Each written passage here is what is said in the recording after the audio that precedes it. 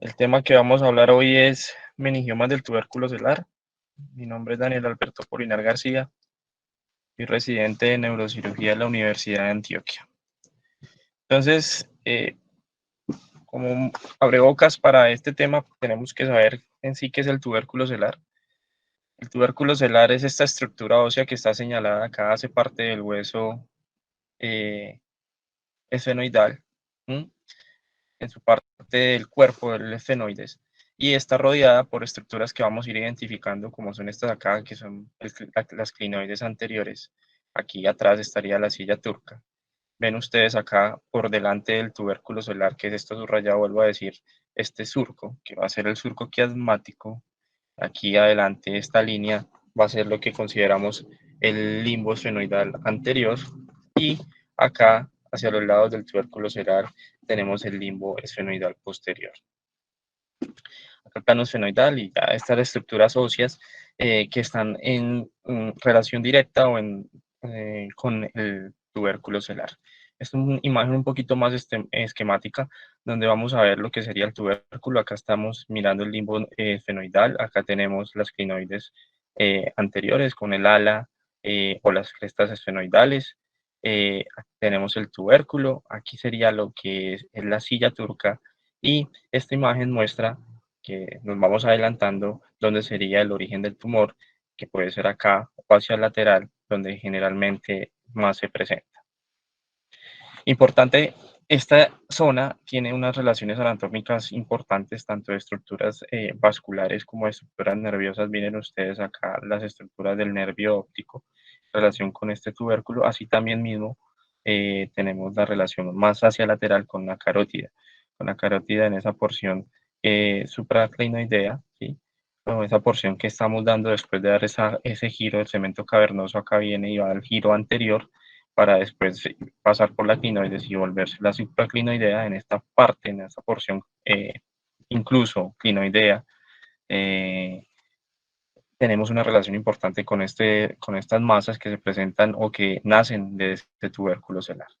Entonces vamos a dirigir esta charla en 7 preguntas. ¿En qué consiste esta enfermedad? ¿Cuál es el perfil clínico de este tipo de tumores? ¿Cómo se deberían estudiar estos tumores? ¿Qué pacientes se deben intervenir? La recepción desde arriba o desde abajo, que es como lo que más presenta debate, si hacemos un abordaje transcranial o hacemos un abordaje transesfenoidal, y qué abordajes transcranianos se pueden utilizar para resecar estos tumores, que se debe tener en cuenta, y al final vamos a hacer como un breve recuento de cuánta recurrencia hay en estos tumores, la supervivencia que está reportada y si tiene alguna función la radioterapia, ya sea convencional o la radiocirugía, que ya sea estereotáxica o ya por medio de Gamma Knife o CyberKnife. Entonces, ¿en qué consiste esta enfermedad? Pues es como un meningioma característico. Saber que los meningiomas son neoplasias similares a las células meningoteliales que salen de esa capa aranoidea de las meninges. Va a tener propiedades epiteliales y mesenquimales, y esto va a hacer que tenga incluso degeneraciones que pueden ser condroides o pueden ser sarcomatosas, pero la gran mayoría de los tumores de las meningiomas son de comportamiento benigno como lo conocemos. En los preparados histopatológicos van a tener unos imanes características como son estas que vemos acá, que son los cuerpos de Samoma, y los orificios o agujeros o holes nucleares, que son unas pseudo inclusiones nucleares, que son estas imágenes que se ven acá claras. Por definición, además de eso, van a tener una inmunohistoquímica, que van a ser positivos a la imentina, a los receptores de progesterona van a ser positivos. Por eso aquí ya podemos decir que se va a presentar más que todo en el sexo femenino, y también van a tener positividad al EMA. De acuerdo a la clasificación del 2016, vemos acá en este cuadro que esto sería la clasificación que tenemos de los meningiomas. Vemos que la mayoría de estos meningiomas son grado 1, 94.6%. Vemos que los grado 2, que son meningiomas que consideramos atípicos, que pueden ser tanto de células claras como cordoides, es de un 4.2%, y los anaplásicos son tumores que van a ser de un alto grado, son grado 3, en donde van a haber una tasa de mitosis más alta, e incluso pueden tener necrosis y pueden tener degeneración rhabdoide o papilar, y ya también incluso compromiso o ya degeneración sarcomatosa. En cuanto a clasificación por localización y más enfocados en la charla que vamos a dar hoy, hablamos que los aneurismas de la base de cráneo anterior, sobre todo esa parte media, corresponden del 12 al 20%, teniendo en cuenta los que hablamos de lo que serían los meningiomas del surco olfatorio, los meningiomas del tubérculo celular, que ustedes ven en esta imagen, y los del plano esfenoidal. Y ya los del tubérculo celular, que es el caso del que vamos a hablar específicamente hoy. De ese 12 a 20%, estos tumores están repartidos más o menos así como muestra la imagen. Tenemos un 10% que van a ser los del surco olfatorio, un 7.9% que van a ser los del tubérculo celular, y los del plano esfenoidal son más raros, se presentan en un 2.1%. Esta clasificación, que es la más reciente, a diferencia de esos atípicos que pueden, como les decía, tener una degeneración cordoide, una degeneración o tener células claras, van a ser grado 2, y el grado 3 sin duda es el anaplásico, que va a ser ya un tumor de alto grado y que debemos tener un tratamiento más agresivo. Y este 2021, a medida que han avanzado las investigaciones en tumores, las clasificaciones de la WHO han incluido más y le han dado más relevancia a la parte genética, y ven ustedes acá las mutaciones que se pueden presentar relacionadas con los meningiomas y los grados que podrían presentar o indicar que tenga o no tenga cada una de esas alteraciones genéticas. Entonces podemos decir que los meningiomas del tubérculo celular surgen del aracnoides. La capa, a veces pensamos que es de la dura, pero realmente el aracnoides, del tubérculo solar, del limbo esfenoidal. Recordar la imagen que les mostré al comienzo de esas estructuras que están rodeando ahí el tubérculo celular puede salir, y el epicentro puede ser ese tubérculo celular, e incluso pueden salir también del surco quiasmático del diafragma de la silla turca. Tiene una unión dural distinta, lo que hace que estos tumores eleven por lo general los nervios ópticos y el quiasma, y van a meterse por el conducto o por el canal óptico, perdón, y van a tener compromiso también de los nervios ópticos en este nivel. Por lo general son pequeños, y cuando son pequeños se encuentran por delante de la fosa hipofisiaria, pero cuando ya aumentan su volumen, tienen una extensión que puede llegar al plano esfenoidal, al diafragma, al infundíbulo, a la fosa hipofisiaria, y de pronto aquí ya, cuando están muy extensos, entran más diagnósticos diferenciales en el momento de usted discernir si es un meningioma del tubérculo celular o es otra patología o un meningioma de otra implantación.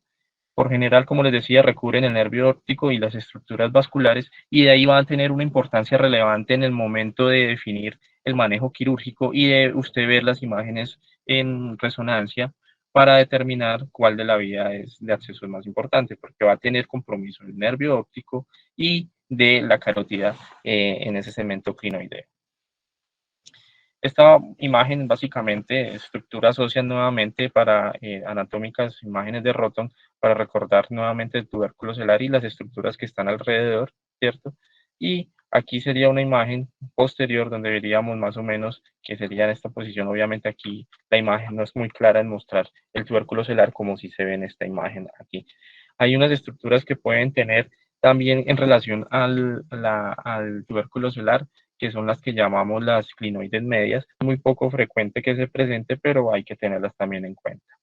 En cuanto a la imagen de resonancia, aquí vemos nuevamente, o esta imagen de resonancia la traje más bien con el ánimo de mostrar las estructuras que están en relación con el tubérculo celular. Miren ustedes que ese asterisco que está acá en la imagen de la izquierda nos muestra lo que sería el tubérculo celular. Vemos el quiasma óptico, el complejo de las arterias cerebrales anteriores, y aquí hacia lateral vemos lo que sería el compromiso, o el compromiso no, las arterias carótidas internas en ese segmento.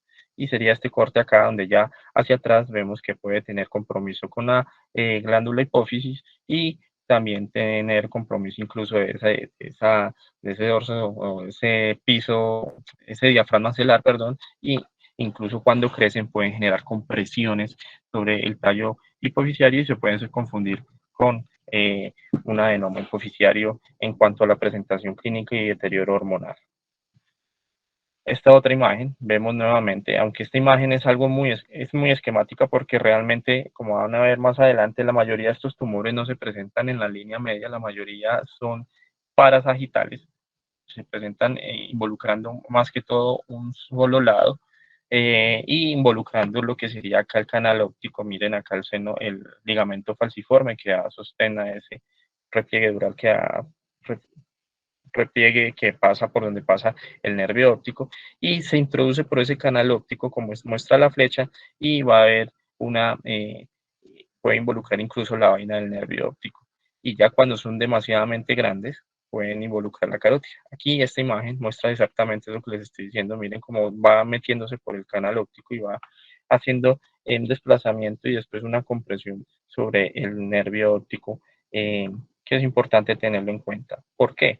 Porque todo esto va a estar relacionado con la clínica que ya les vamos a hablar más adelante. Entonces, por lo general, estos tumores se presentan en pacientes de sexo femenino, pues los meningiomas eh, por general tienen una prevalencia mayor en el sexo femenino y estos específicamente tienen una relación de 3 a 1. Por lo general se presentan en la cuarta década de la vida, aunque se pueden presentar en cualquier momento, y especialmente en pacientes después de la cuarta de la década de la vida se vuelven más presentes. Y el síntomas que pueden presentar estos pacientes, miren que la cefalea es un porcentaje bajo, un 9.5%. Por lo general estos pacientes presentan cefalea ya cuando tienen un compromiso muy grande de la lesión y generan efecto de masa, o cuando tenemos compromiso en la vía visual, el paciente tiene cefalea secundaria a esto. Convulsiones de un 2.5 a un 10% y un síndrome frontal que se puede presentar hasta en un 10%. Las alteraciones endocrinológicas se pueden presentar hasta en un 25.9% y ya vamos a ver más adelante cuáles son las más relevantes. Acá vemos nuevamente la imagen y soy un poquito reiterativo en esto, que lo más importante es que estos tumores, como ven ustedes acá en la imagen, van a hacer una compresión o van a tener un desplazamiento sobre las vías ópticas, lo que va a generar que la mayoría de los pacientes vayan a tener como síntoma principal el deterioro visual. Y ese deterioro visual, como ustedes ven en esta imagen, no es totalmente simétrico como el que vemos en las lesiones, como por ejemplo la hipófisis, adenomas hipoficiarios, donde hablamos de una mianopsia bitemporal. En estos pueden ser cuadrantonopsias o anopsias hemianopsias solo de un ojo sin comprometer los dos de manera simétrica. Y como les decía, miren, en un estudio que hicieron acá, estos pacientes, fueron en total 100 pacientes, miren que 40 se presentaba lateral derecho, lateral izquierdo en un 45% y en el centro más o menos se presentaban 13%, 13 a 15 pacientes que corresponden a un 13 a 15%. Entonces la mayoría de estos tumores tienen una presentación paramediana, lo que va a hacer que por lo general involucren un nervio óptico y por eso hasta en el 85% de los pacientes que tienen meningiomas del tubérculo celular, la queja va a ser los deterioros visuales. Esta imagen además nos muestra que estos meningiomas pueden presentar diferentes grados de desplazamiento sobre el nervio óptico. Como ustedes ven acá y como les decía hace unas diapositivas, la mayoría de ellos lo que hacen es desplazarlo hacia arriba, tanto el nervio óptico y al quiasma.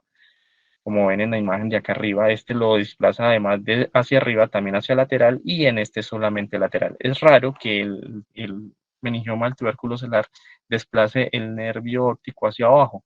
Entonces, eso es una parte que es importante revisar en el momento de que tenemos la imagen de resonancia porque nos puede orientar de qué entidad o de dónde está o cuál es el epicentro de la lesión.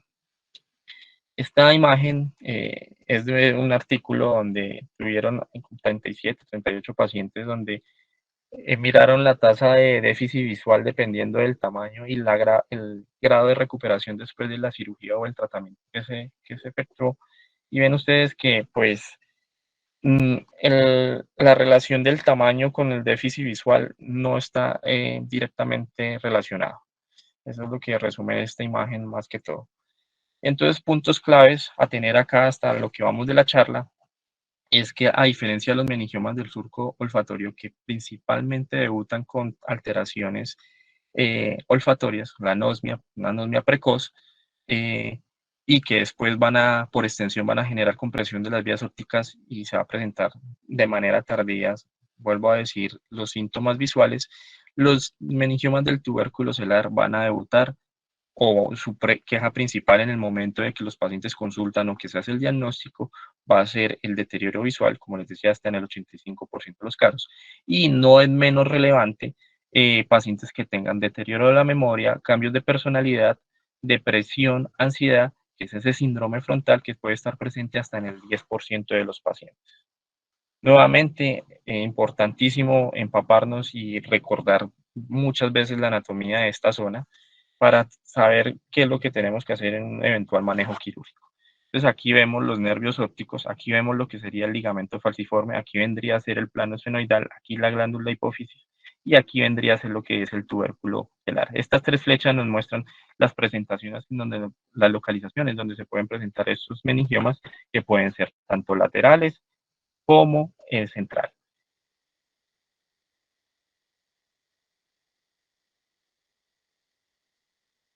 Y aquí vemos la relación que ya tienen cuando crecen demasiado, que pueden involucrar la carótida interna e incluso en algunos casos ya involucrar la pared medial del seno cavernoso cuando ya alcanzan. Aquí pues tenemos lo de que sería la clinoides anterior. ¿Aló? ¿Me están viendo bien? ¿O se perdió en algún momento la señal? Ahí yo te escucho, Profesor Ignacio, ahí yo te escucho bien, Beto. ¿me escuchan? ¿Y ha corrido bien la charla?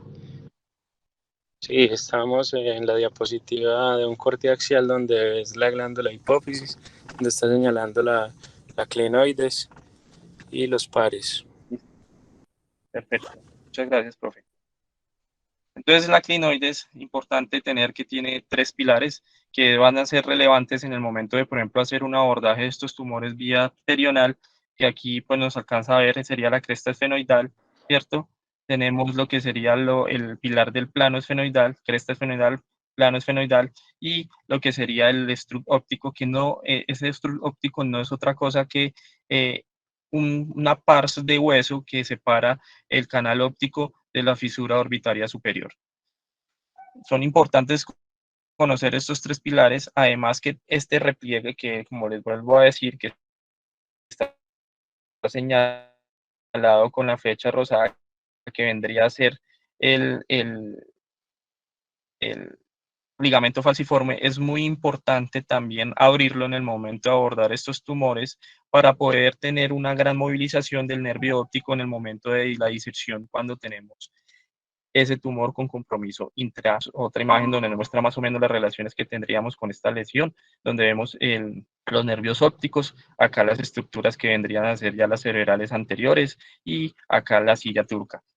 Nuevamente, es muy raro o es una fase tardía y ya cuando el tumor logra una extensión grande, que también haya compromiso de los nervios olfatorios y alteraciones olfatorias, principalmente la nodia. Entonces acá vemos la clinoides y aquí vemos lo que tendríamos como relación en un abordaje terional. ¿Cómo se deberían estudiar estos pacientes? Pues aparte de la imagen de elección, que sin duda es la resonancia, donde vamos a ver que estos tumores por lo general tienen una captación homogénea al medio del contraste, con una implantación o una cola dural y con un crecimiento que va a ser diferente al de los adenomas que ya vamos a ver más adelante y que involucran o pueden envolver las carótidas, como ustedes ven acá, como este tumor que está envolviendo toda la carótida. Eh, entonces, eh, miren ustedes los vectores de crecimiento que tiene este tumor, va a ser hacia atrás y hacia arriba, lo que va a generar que estos tumores desplacen la vía óptica hacia acá, como se ve acá, hacia arriba, a diferencia de otras patologías que pueden tener un patrón diferente, desplazando los tumores hacia lateral o en otras situaciones hacia atrás. Entonces, mire acá lo que vendría a ser este esquema, que vendría a ser esta bolita amarilla, lo que sería el nervio óptico que estaría desplazado hacia arriba y por lo generalmente hacia adelante. Y lo que les decía, la cola o implantación dural. Además, es importante tener una resonancia de esta resonancia contrastada con su presión grasa que nos ayuda a identificar la extensión que tenga ese tumor a través o por medio de los canales ópticos y determinar el momento o la implicación quirúrgica es muy importante en el planeamiento para tomar la decisión de la vía adecuada de cirugía. Como ustedes ven acá, y como aquí en la imagen de la derecha muestra lo que sería el canal óptico, en los nervios ópticos, vemos que el compromiso que hay aquí parcialmente de este tumor involucrando el nervio óptico derecho. Entonces, en cuanto a los diagnósticos diferenciales, esto quiere decir meningioma del tubérculo celular versus macroadenoma, pues la intensa captación del gadolinio que tiene el meningioma, el epicentro tumoral va a ser supracelular, ¿sí? Desplazamiento del diafragma celular hacia abajo, no va a ser hacia arriba como lo que presenta por lo general los adenomas hipoficiarios. No hay ensanchamiento de la silla turca. Miren ustedes que aquí hay un ensanchamiento de la silla turca, a diferencia de este que no tiene ensanchamiento de la silla turca, y sí va a presentar una hiperestosis basal, que la vamos a ver más adelante, además de los acá en la nueva imagen, subrayada en amarillo, los vectores de crecimiento que tienen estos tumores de tubérculo celular, que generalmente es hacia arriba y hacia atrás. Aquí vemos la hiperostosis de ese tubérculo celular, dado por un meningioma en esa localización. Miren acá también cómo se ve esa hiperostosis, que va a ser algo característico. Y miren ustedes que la silla turca no se ve toda ensanchada como lo vemos generalmente en los macroadenomas. Otras lesiones que pueden ser diagnósticos diferenciales, tenemos este craniofaringioma que va a tener un contenido quístico, van a tener una imagen heterogénea. Por lo general los amantinomatosos tienen componentes quísticos y colesterol, calcio, lo que van a hacer que sean un poquito más fácil de diferenciar que los meningiomas.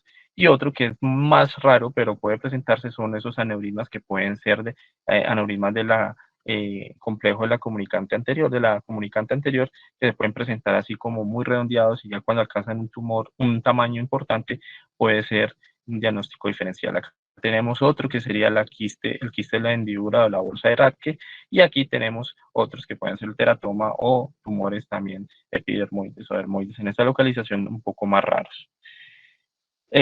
Aparte de la resonancia, tenemos que ver la evaluación oftalmológica. Pues acuérdense que en un 85 hasta 87% de los pacientes tienen deterioro visual o tienen algún síntoma visual en el momento del diagnóstico. Entonces es importante realizar los estudios de campimetría, tanto por usted conocer el estado basal previo a cirugía de ese paciente, como también pues en condiciones o en cuestiones legales, usted tener la salvedad del paciente como entra a quirófano antes de ofrecerle una intervención o antes de hacerle la radiocirugía o el tratamiento que usted le vaya a ofrecer.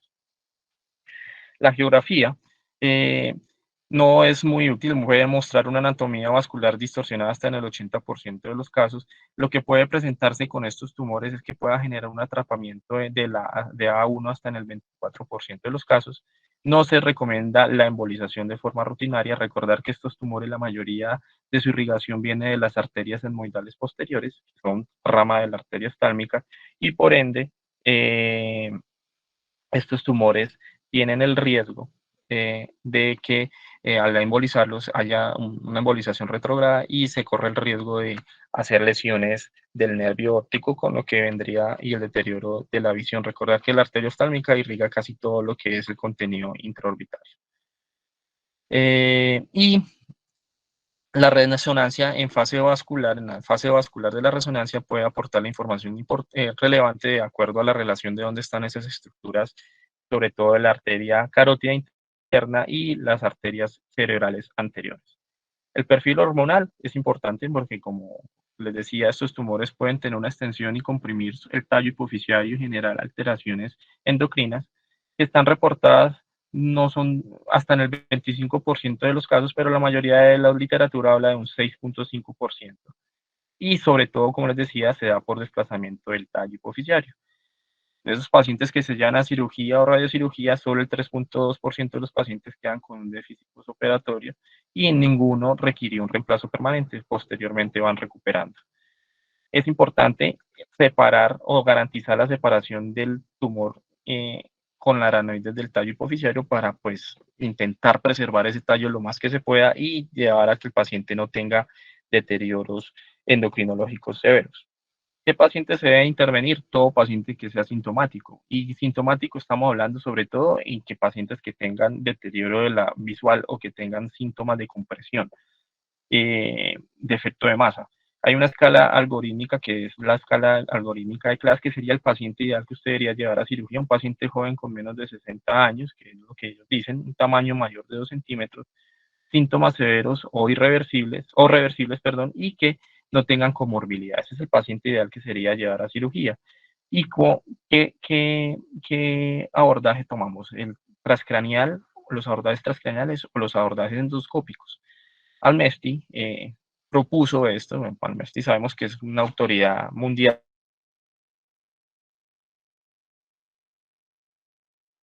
Invasión del canal, localización del quiasma óptico y la parte vascular. Entonces él dice que si hay un compromiso medial del canal óptico, no es adecuadamente. Listo, muchas gracias por decirme eso, gracias, estoy pendiente. Entonces, cuando tenemos invasión del canal, Almesti dijo que cuando hay un compromiso medial del canal,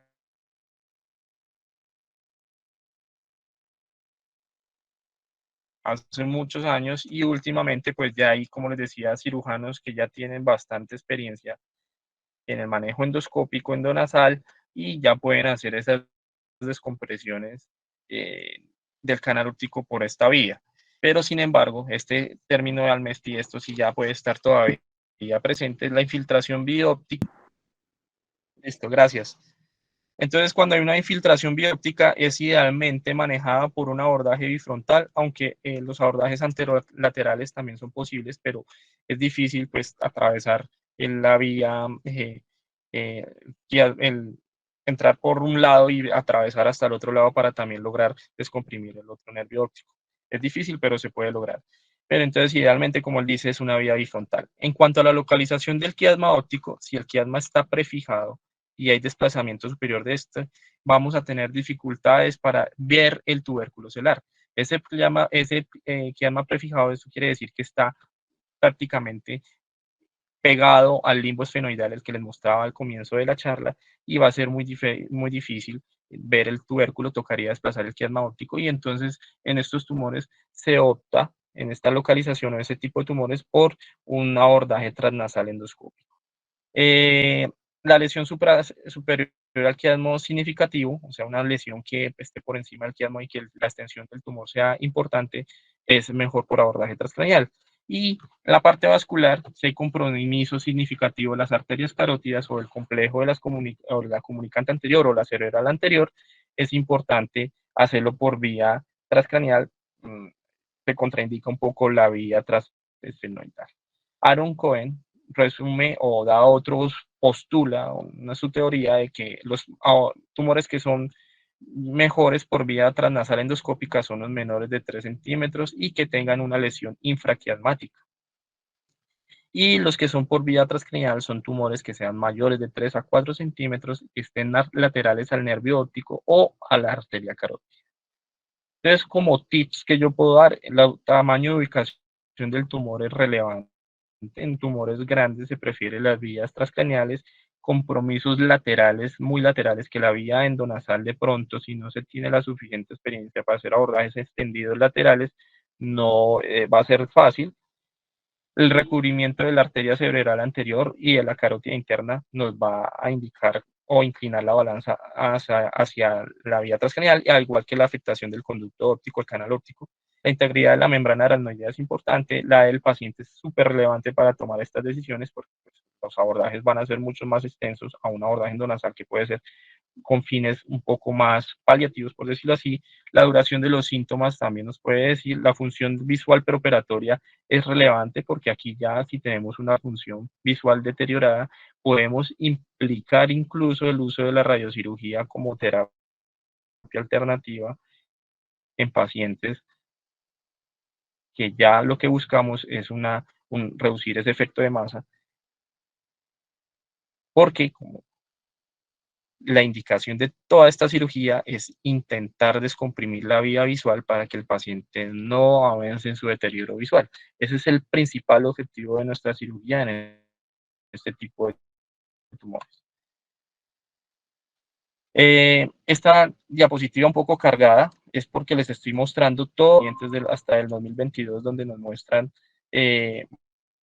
muchas más evidencia acerca de la vía endoscópica. Este artículo, que es del 2018, es una revisión sistemática. Cogieron pacientes del 2004 al 2018, 64 casos, series de casos, y lo que hicieron fue buscar las diferencias entre el abordaje transnasal endoscópico versus el transcranial, y estos serían los desenlaces que ellos querían medir: la recepción total, la mejoría visual, la fístula líquido cefalorraquídeo, la lesión arterial intraoperatoria y la mortalidad. Ellos vieron que los pacientes que se llevaban a abordaje transnasal endoscópico presentaban una mejoría visual con una P significativa que se mostraba mayor que los pacientes que eh, eran llevados a cirugía por un abordaje transcranial.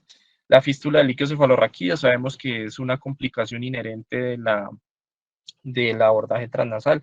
Se presentó mucho más, obviamente, 25.1% versus un 10.5% del abordaje transcranial con una P significativa. Y la lesión arterial en este estudio se presentó mayor en los pacientes que se llevaron a abordaje transnasal endoscópico. La mortalidad no tuvo diferencia y la recepción total no tuvo una diferencia. Entonces acá uno podría deducir que hubo sesgos, así viendo estos resultados, que escogieron los tumores pequeños para, para el abordaje endoscópico. Sin embargo, esta tabla la traigo para mirar que los tamaños fueron aleatorizados y vemos abordajes endoscópicos con tumores de todos los tamaños sin tener como un sesgo de la clasificación de los tumores, de la selección de los pacientes que iban a ser llevados a una cirugía, a un tipo de abordaje o al otro. Este otro estudio, que es del 2019, tenemos un estudio retrospectivo que duró 6 años, 178 pacientes, de los cuales 84 fueron llevados a abordaje endoscópico y 94 a abordaje transcranial. 3 instituciones estuvieron implicadas en este estudio y ven ustedes que el resultado, lo que más buscamos es el desenlace visual, mejoró en los pacientes con abordaje endoscópico en un 68 pacientes, lo que vendría a ser un 85%, mientras que en los transcraniales en un 55.8%, con una P significativa. Y la visión se deterioró, miren ustedes, un poquito más también en los pacientes que fueron llevados a abordaje transcranial, con una P que alcanza a ser también significativa. Entonces, ellos marcan que unas líneas importantes, que es que si esa lesión está por debajo de esta línea que ellos trazan en relación a la base de cráneo, al plano esfenoidal, ellos consideran que este tumor es mejor abordado por vía endonasal si la mayoría de esta lesión, de este tumor, está por debajo de esta línea. Entonces hay una tendencia a tener menos deterioro visual en los tumores de implantación baja, como es este que se está mostrando acá. Después hay otra clasificación, que es este autor, el doctor McGill, clasificó estos tumores de acuerdo a, planteó una clasificación que con fines de ideal, y los clasificó o puso estos 3 parámetros: el tamaño del tumor, el compromiso del canal y el compromiso arterial. Entonces, realmente este estudio no mostró diferencia en complicaciones ni en recurrencia usando una vía u otra.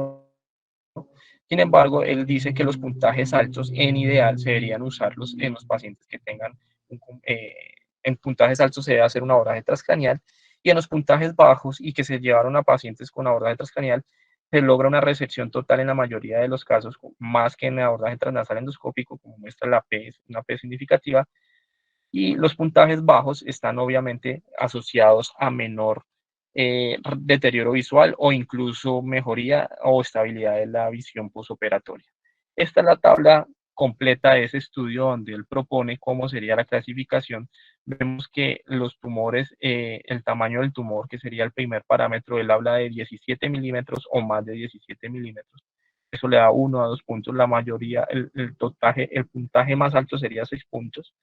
En cuanto al compromiso del canal, vemos acá que no tiene compromiso del canal. Aquí vemos que tiene compromiso el canal unilateral y aquí compromiso bilateral. Y ya lo que vendría a ser ese compromiso vascular, vemos que este tumor está tocando la pared lateral de la carótida, la pared medial de la carótida interna, pero no tiene un compromiso envolviendo toda esa pared, como aquí cuando tiene menos de 180 grados sería un punto, y cuando ya tiene involucra más de 180 grados en la pared de la carótida, tendría ya 2 puntos.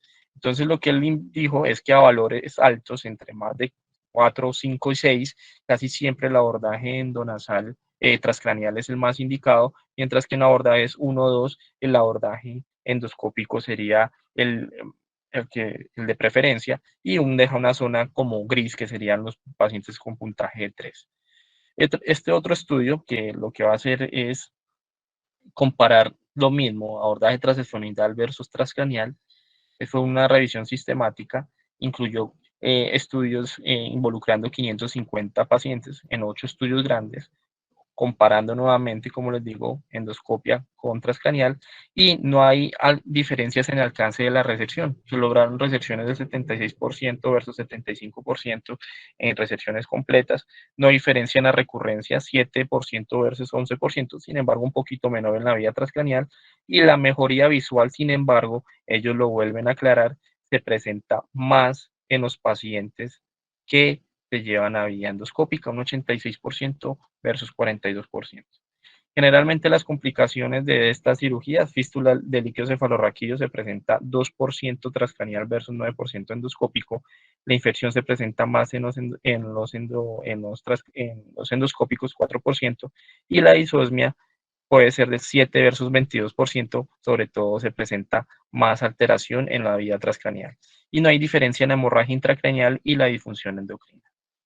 ¿Qué abordajes transcranianos se pueden utilizar y qué hay que tener en cuenta? Miren, esta tabla nombra subfrontal bicoronal, subfrontal unilateral, terional trasilviano, anterior interhemisférico, bifrontal extendido, abordaje endonasal, bueno, los frontoórbitos cigomáticos, que son abordajes todavía más extensos. Los pasos de la recepción, como todos los tumores o todos los meningiomas, hay que tener en cuenta las 4Ds, que es denudar, devascularización y separación dural, recepción intratumoral central, o sea, hacer el debulking, que sería la otra D, y ya cuando hagamos una debulking, hacer una disección de los tejidos circundantes de una manera más tranquila, más laxa, sin generar tanto efecto de tracción al tener un tumor que no se le ha hecho un debulking. Entonces, el debulking es importante, tratando de disminuir ese tamaño tumoral para hacer que la movilización del tumor y de los tejidos que estén alrededor sea un poquito más amable y no se generen tantos daños. Los abordajes está pues el bicoronal, que es el que en la literatura ha sido como el que más se ha utilizado durante los años, y ya se han venido cambiando algunos conceptos de estos abordajes al tubérculo celular, pero vamos a empezar con este. Entonces aquí es una bicoronal, ustedes ya lo conocen, cómo se hace esta lesión.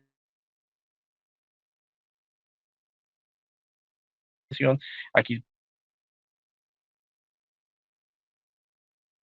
podemos hacer abordajes tal transversal, ¿no?, que es diagnosticar esa lesión.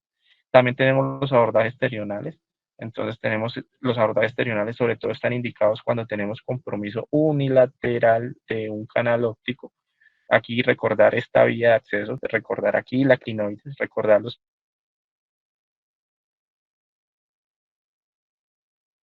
pilares que deben hacer esa clinoidectomía, y aquí lo del ligamento falciforme, abrirlo completamente para que podamos realizar una movilizar amablemente o gentilmente, como dice la literatura, este nervio óptico sin generar daños al momento de hacer la disección de la lesión. También se pueden usar abordajes terionales extendidos, como pueden ser sus variables, incluyendo el fronto orbitario, o incluso incluyendo ya el fronto orbito cigomático, ya sean 2 o 3 piezas, como sea de preferencia del cirujano. Está indicado en tumores que sean mayores de 3 centímetros de diámetro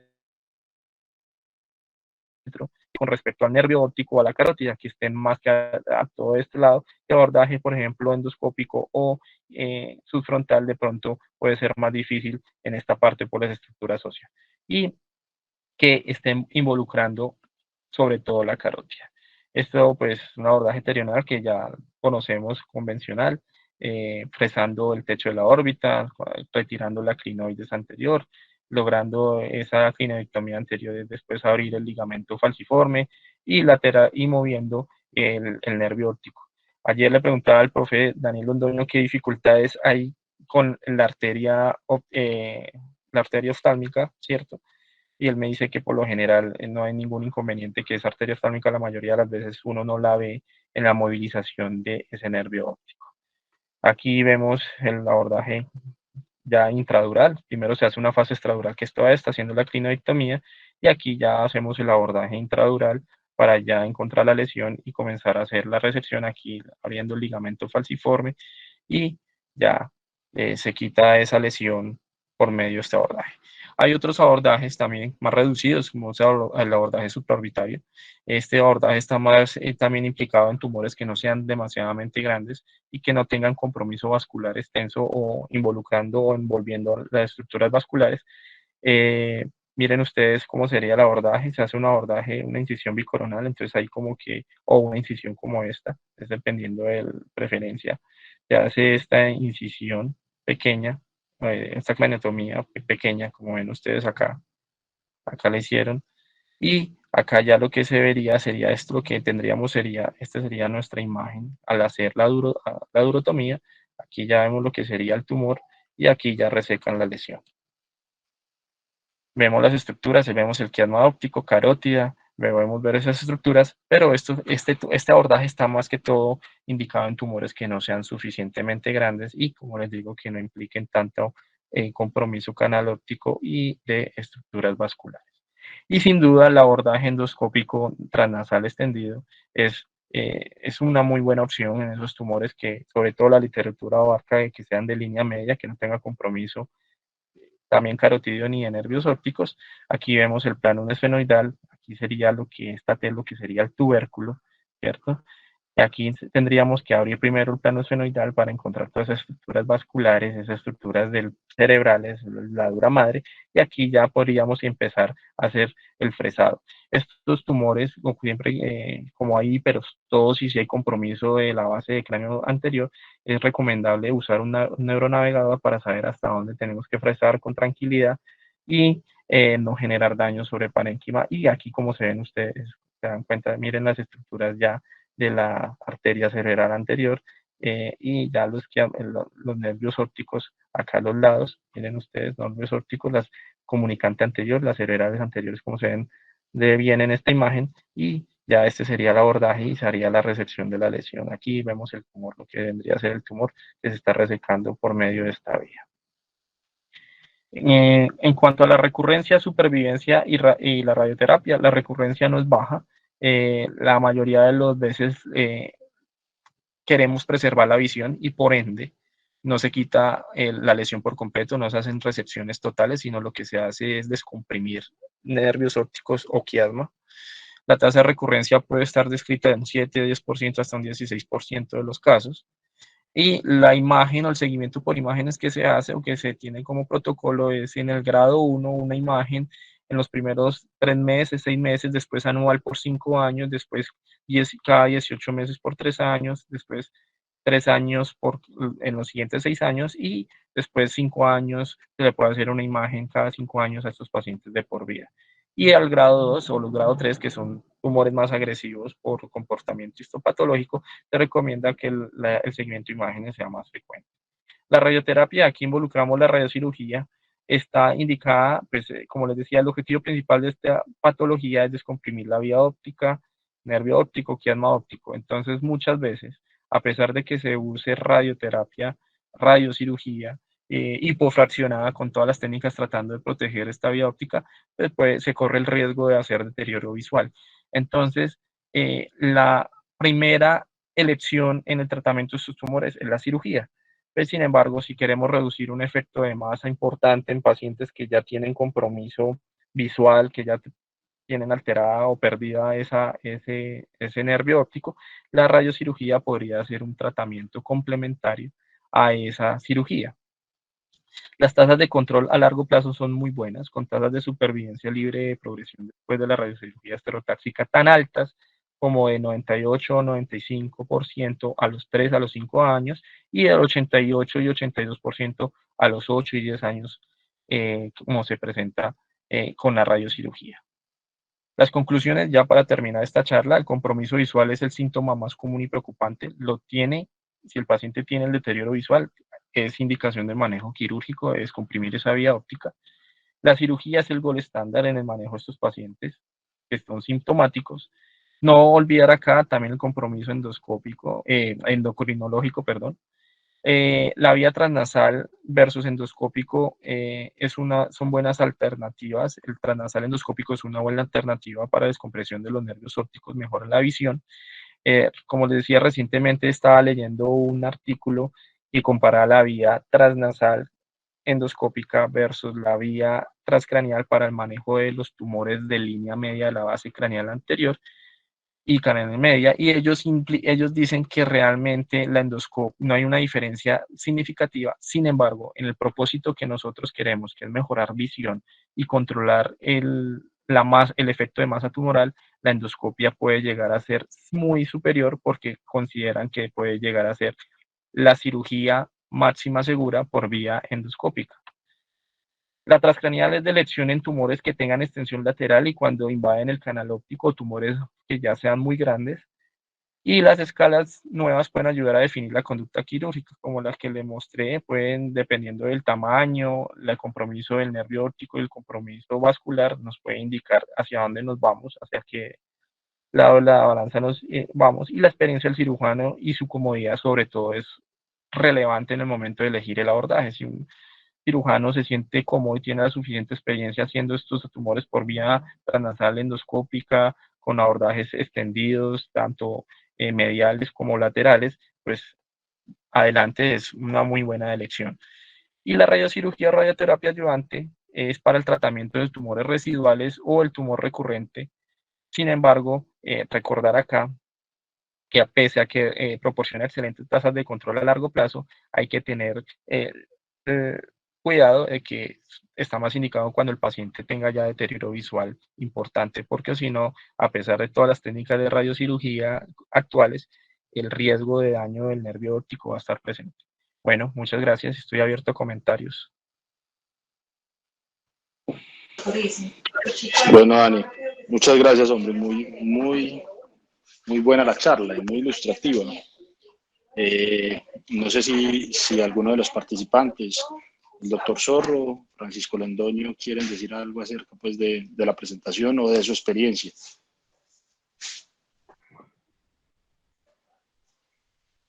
Buenos días. Buenos días, doctor, ¿cómo está?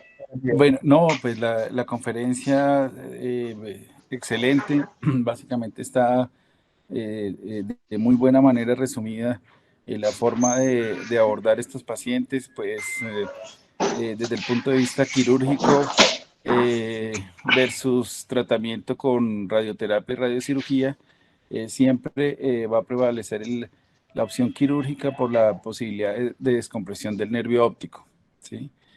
En primera instancia, otro aspecto muy importante es la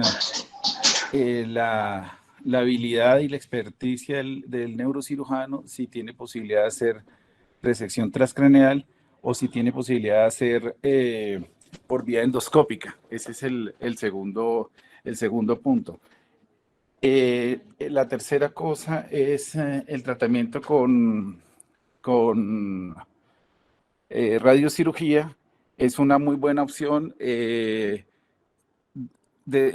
para residuos o para recidivas tumorales. Se puede utilizar radiocirugía dosis única, y si el tumor está en contacto directamente con el quiasma o con el nervio óptico, esa residuo o ese residuo, también se puede utilizar la radioterapia fraccionada para no generar más daño, que según las series está más o menos en hasta un 5 o 10%, pueden incrementar el déficit del nervio óptico posterior a la radiocirugía. Como yo lo hago, siempre lo hago de una manera muy tradicional. Hago un terional, abro el valle silviano, llego al tumor. En ocasiones, dependiendo de la localización, freso el canal del nervio óptico clinoides, libero el nervio y luego sigo con la resección del tumor. Hay que tener en cuenta que las complicaciones graves pueden llegar hasta un 1% y son complicaciones muy serias de lesiones vasculares, ¿no? Sobre todo de arteria carótida. Pero pues en general ese es lo que habló el doctor Apolinar, ese es más o menos lo que nosotros hacemos y nuestro algoritmo mental también. Muchas gracias. No, muchas gracias a usted, doctor Zorro. Doctor Zorro, yo le hago una pregunta ahí con respecto porque me gusta ese abordaje terional, me parece que es muy útil para los tumores que se dan. Cuando uno ve esta enfermedad, y ahorita pues yo creo que es bueno hablarlo con Daniel, decir meningiomas del tubérculo solar es englobar muchos patrones de crecimiento de un meningioma en una zona que es muy compleja. Entonces uno ve pacientes que tienen una invasión de canal óptico muy pronunciada, que algunas veces con el canal óptico superolateral y otras veces el inferomedial, que eso a mí me parece que es una cosa a tener en cuenta, por ejemplo, para determinar abordajes endoscópicos o abiertos. Hay unos pacientes que tienen un crecimiento más hacia el plano esfenoidal y no tanto globular hacia arriba, pero con respecto al abordaje terional, para resumir, los pacientes que tienen ese crecimiento hacia arriba, muy vertical, en algunas literaturas, en algunas revisiones, los pacientes que tienen más de 2 a 3 centímetros hacia arriba, los abordajes terionales exigen al cirujano hacer mucha tracción porque eso es como meterse subfrontal. Ustedes en esos casos, ¿qué estrategia utilizan?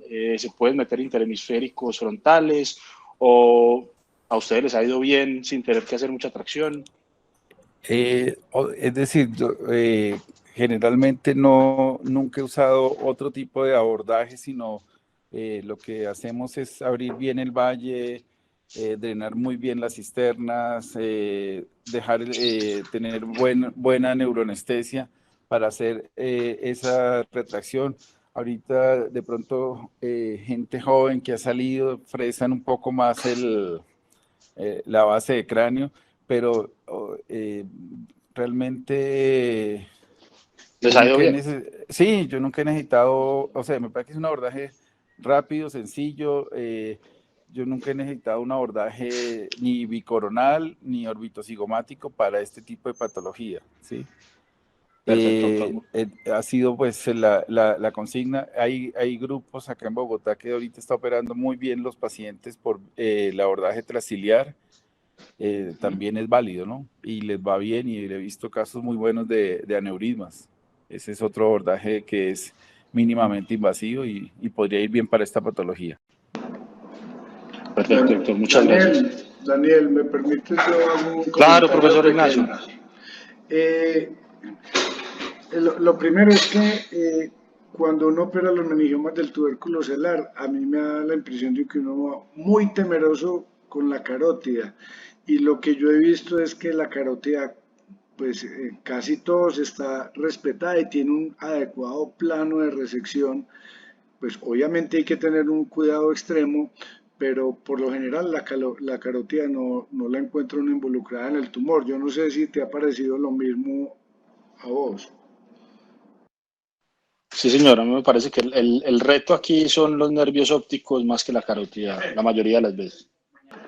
Bueno, y lo que te pregunto es, ¿te parece que hacer estas cirugías por vía transfenoidal no es más riesgoso para el paciente y más engorroso? Yo creo, profe, que, bueno, yo en tubérculo celular soy un pro abordajes abiertos.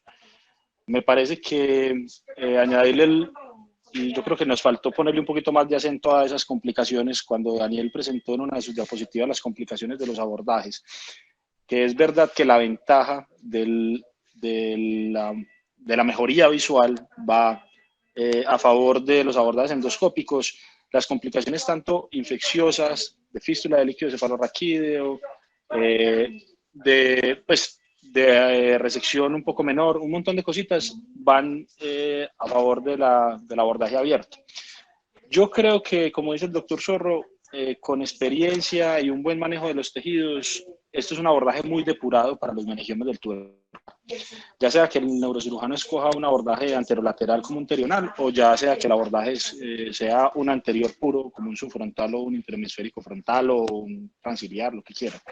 Pero yo creo que los abordajes abiertos tienen menos complicaciones para un paciente. Y lo engorroso, yo creo que uno, profe, por la mayoría de la literatura, uno ve que esa dificultad al principio en la mayoría de los abordajes, si representa un beneficio para el paciente, eso con la curva de aprendizaje se va mejorando. Se van mejorando los tiempos, se va mejorando la utilización del neuronavegador, lo que sea que se vaya mejorando, eso se vuelve menos engorroso con el tiempo. Pero yo creo que lo que hay que apuntar y juzgar un abordaje es por el resultado del paciente. Pero sí es verdad, al principio puede ser mucho más engorroso hacer una endoscopia que hacer un abordaje abierto para un paciente, pues para un neurocirujano que ha hecho, no sé, 300 terionales y 2 endoscopias.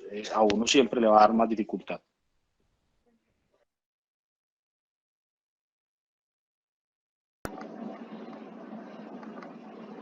Daniel, excelente. ¿Tenés algún otro comentario? ¿Alguien tiene más comentarios?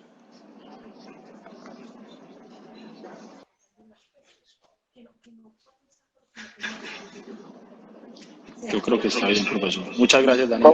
Daniel, una pregunta. ¿Usted cómo Sí, señor. maneja esa base de cráneo? ¿Usted que tiene ya experiencia haciendo endoscopios?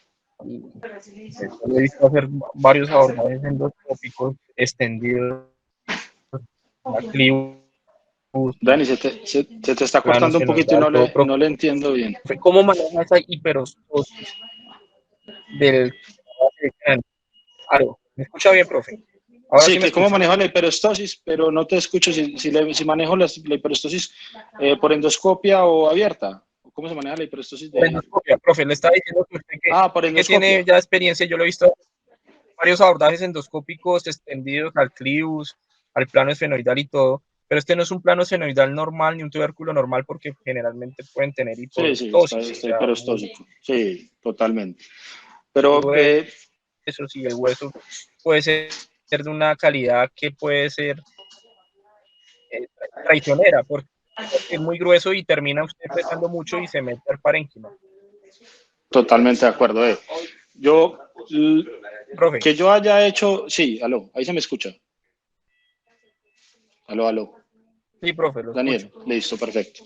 Entonces la cuestión, Daniel, como te decía, yo creo que el tratamiento estándar de estos pacientes es por una craniectomía.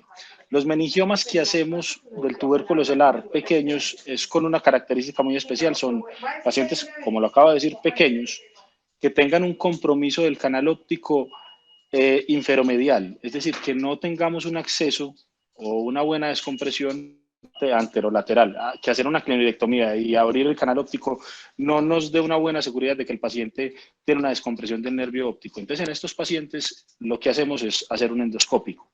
Ahora, sí, muchos de ellos tienen una hiperostosis, pero si uno repasa bien cómo se hace pues, el fresado del tubérculo celular endoscópico, uno lo que hace inicialmente es, pues, o al menos lo que yo hago generalmente, es abrir la silla abajo, abrir el plano esfenoidal arriba y después comenzar con un neuronavegador. O sea, con un neuronavegador usted localiza dónde está la carótida a un lado y al otro y empieza a fresar con toda la tranquilidad del mundo. Va a sangrar porque es, como dirían algunos autores, es convertir un meningioma de la base del cráneo en un meningioma de la convexidad. Porque vos lo que estás haciendo es empezar por la base de implantación del tumor. Y cuando empezás por la base de implantación del tumor, todos aquellos que hemos abierto un meningioma que invade la calota, sabemos que esa dura madre y ese hueso sangran un poco más. Entonces, fresarlo va a sangrar, pero no hay ningún problema particular que uno diga, ve, eso es una contraindicación, ¿cuándo te metes ahí? No, es solamente que controles el sangrado y normalmente una vez controlado el sangrado con una fresa diamantada, o sea, lo que tenés que hacer es que con la fresa diamantada vas fresando sin echarle mucha agua, porque ella se calienta y te ayuda a hacer hemostasia. Y cuando haces ese fresado del tubérculo celular, generalmente el sangrado para mucho.